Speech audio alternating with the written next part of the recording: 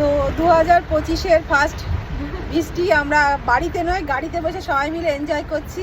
আর সাথে আছে আমার সোনামা, এই যে সোনামার এখন বৃষ্টিতে ঘুম এসে গেছে, খুব লাফালাফি করেছে। লাফালাফি করার পর ওরা আর শরীর বলছে না, তো মানে আমাদের বাড়ি থেকে বেরোতে আর ডাক্তারবাবু আসতে যতক্ষণ মানে 10-15 মিনিটের মধ্যেই আমরা ডাক্তার দেখিয়ে আবার বেরিয়েছি। সেই তো ওর শরীরটা ক্লান্ত হয়ে পড়েছে। আর সামনে এই যে আছে একজন, আর এই যে এখানে একজন, এই যে হাই আর একবার হ্যালো। তো সবাই মিলে গাড়িতেই বৃষ্টিটা উপভোগ করতে করতে যাচ্ছি, বেশ ভালো লাগছে। ওয়েদারটা একদম ঠান্ডা হয়ে গেছে। আর কল্যাণী ব্রিজের ওপর দিয়ে যখন আসছিলাম তখন তো একদম মানে কিছু বলার নেই, মনে হচ্ছে রাতের বেলা, পুরো চারিদিক অন্ধকার। আর তখন ব্লগটা আমি করিনি কারণ খুব বিদ্যুৎ চমকাচ্ছিল।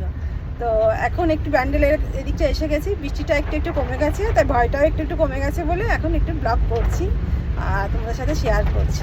তো দেখো রাস্তাঘাটটা কীরকম হয়ে আছে। তো চলো বাড়ির কাছাকাছি এসে গেছি, এবার রাখছি, পরে আবার